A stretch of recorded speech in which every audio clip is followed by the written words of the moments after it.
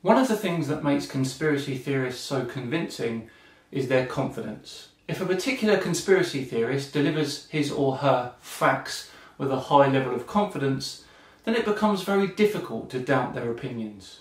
And make no mistake, 99 times out of 100 they are just that, opinions. And it's no different with today's video maker. In fact, they don't come much more confident than him. Yeah, I mean, evolution is a lie. It's a lie. There's adaptation. Big time. This one is gonna feel good.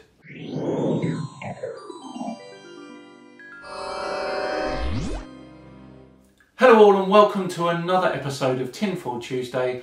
I am your ever-present host, Simon Dan. Thank you very much for joining me. That opening clip was from Owen Benjamin.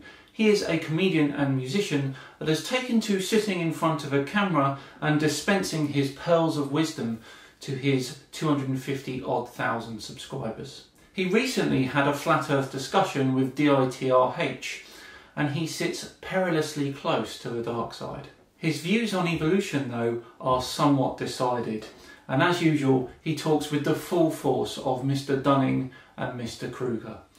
Let's settle down for a fireside chat. But there's been no proof of evolution, none, and it was it was pushed by a eugenicist who married his first cousin and was the product of incest, and then his whole family was all incest. The Darwins were some of the richest people in all of Europe. And they were fucking insane. And they're responsible for some of the worst ideas ever pushed on humanity. Ever. I hope you aren't talking about evolution here, because in my very humble opinion, it's one of the greatest ideas that the human mind has ever come up with. Why? Because it's absolutely bang on. It's, the Darwins, man, they're bad people. You ever do a deep dive on the Darwins?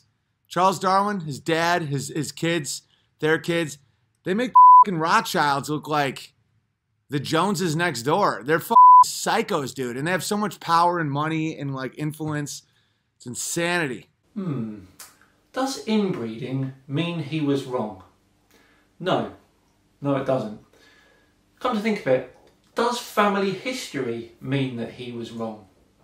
No, it doesn't. Owen moves on to tell us what evolution actually is. Because the way evolution is talked about, it's that, you have a kid and there's like one anomaly that happens. Like that there's, guys, what's the word I'm looking for? It's mutation?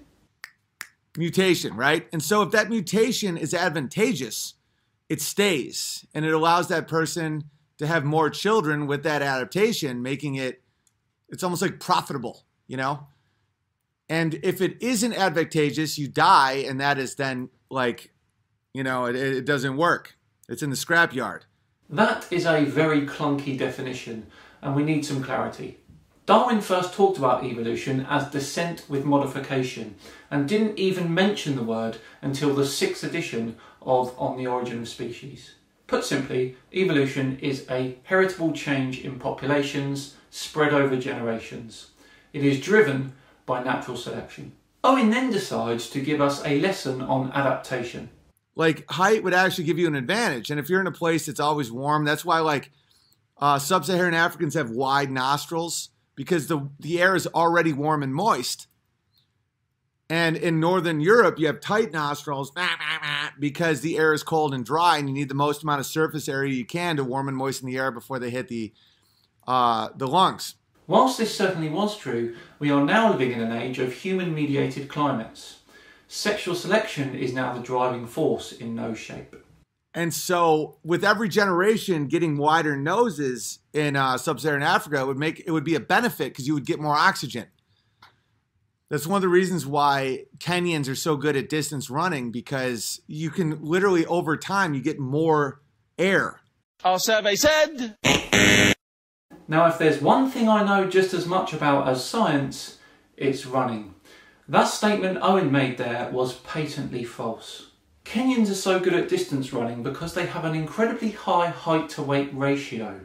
They also spend a majority of their childhood covering huge distances.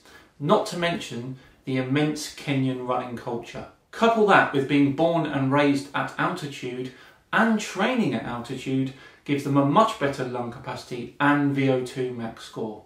But to get a fin on your back, there's no gradual way to do that. Like, if you're a species that is finding their way into the water or out of the water, you don't have like a bump on your back. It's an adaptation.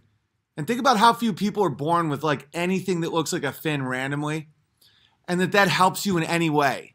It would make you repulsive to women. Women wouldn't have sex with you. You'd have no children, right? So you can't gradually get a dorsal fin. That last 30 seconds right there goes to show how misunderstood your interpretation of evolution really is. You can't gradually get an eyeball. Like, you don't get like these spherical grapes in your skull like that. So it would be a process. And to develop the cortex and all that shit, at no point is there an advantage to that. I'm going to have to disagree there, but more on that later. Like, no one's having more kids because they have like the start of an eye on their head. Does that make sense? Hopefully that makes sense. No, that makes zero sense. Web feet would happen. No evidence of true evolution. There's none. There's zero. There's zero evolution. Or there's zero evidence of evolution. None. Zero.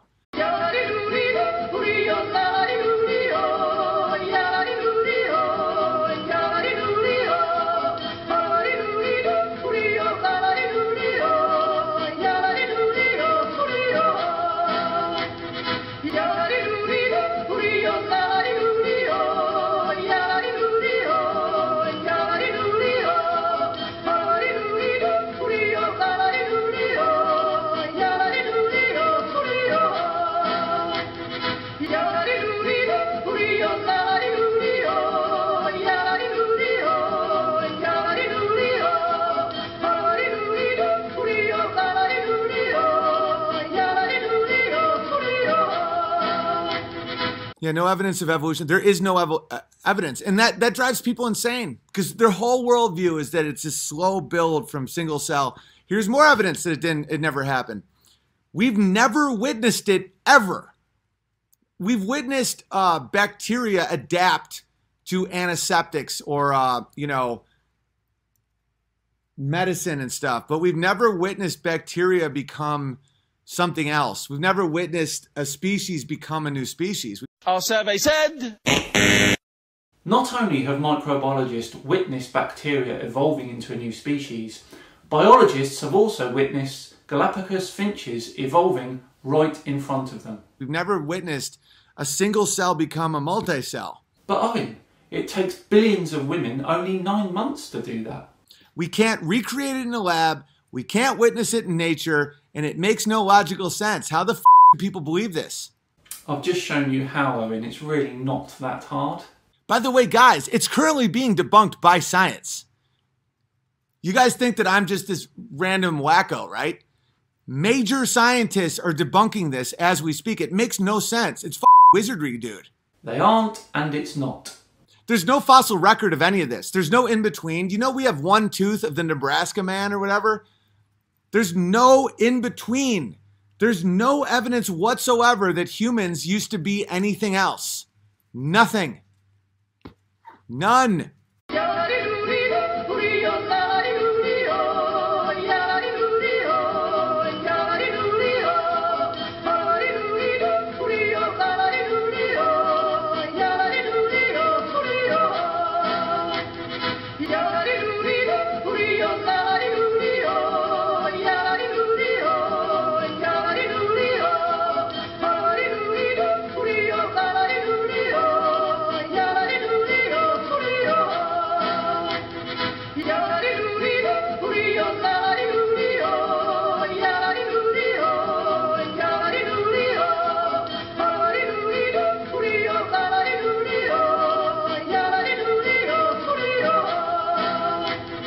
'98, same DNA as monkey. Yeah, I know. That proves, guys. Can people not logically do that? That's like saying, okay, a wooden boat is 98% the same material as a wooden house. It's the same. It's related. What the f are you talking about? Having similar building blocks doesn't mean anything. I'll take worst analogies to have ever been made for 600, please, Alex. Man, people that act like you're stupid because people will point out the dumbest arguments. Like they'll be like, and like mockery is the ultimate sign that someone really doesn't have an argument. Mockery. They're going, oh, ha, ha, ha, you're so dumb. Then please enlighten me. Some of the smartest people in the world right now are like, yeah, evolution's total bullshit. Yeah, no, they aren't that smart. Owen moves on to the human eye. What do you got? What do you got? The eye was created. There is no one who can explain how the human eye came from evolution. But yet you mock me. You mock people like me and say like, oh, you're so dumb. Then by all means explain how sexual selection created the human eye. You can't in a million years. No one can. There is no way to explain that. And so when you have all this evidence that there's no way to explain it, none. Richard? You start by being able to tell whether there's a shadow, whether it's night or day. Shadow's useful. That could be a predator moving overhead in the sea. Night or day is obviously useful for all sorts of purposes. Then you could imagine a cup. Instead of just having a flat sheet of light-sensitive cells, the edges turn up into a cup. Now the cup means that if there's light coming from that direction, it hits that part of the eye. If there's light coming from that direction, it hits that part of the eye. So already the animal can tell the direction from which light is coming and the direction from which a shadow is coming. So we haven't got an image yet. All we've got is the direction of light. Now the cup can steadily and slowly over evolutionary time close over until you end up with a little hole at the top.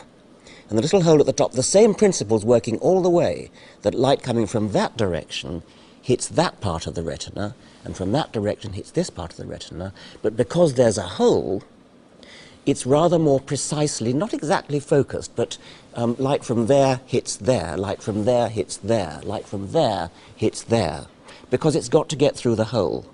We're moving towards a pinhole camera. Now, a pinhole camera, if you make the hole small enough, and remember we're having a smooth gradient of closing up the hole, if you make the hole small enough, then it makes a sharp, focused image. The trouble with a pinhole camera is that the image is very dim because very little light can get through the pinhole. What you need is a lens, because what a lens does is gather light from different directions and focus it on a point. Instead of it having to go right through the middle of the hole, it can be gathered from a wider range of sources. Now, a lens is not difficult to arrange. Any old chunk of transparent gubbins will do the job better than a pinhole. So once again, we've got a slow, gradual improvement. Any old lump of gubbins, transparent, is better than nothing, and then the lens simply improves its shape gradually, gradually. It's got to be gradually. Every step has got to be a slight improvement over the previous one. You get a lens. Glorious. Owen continues his tirade for a further 5 minutes, but it's more of the same rubbish.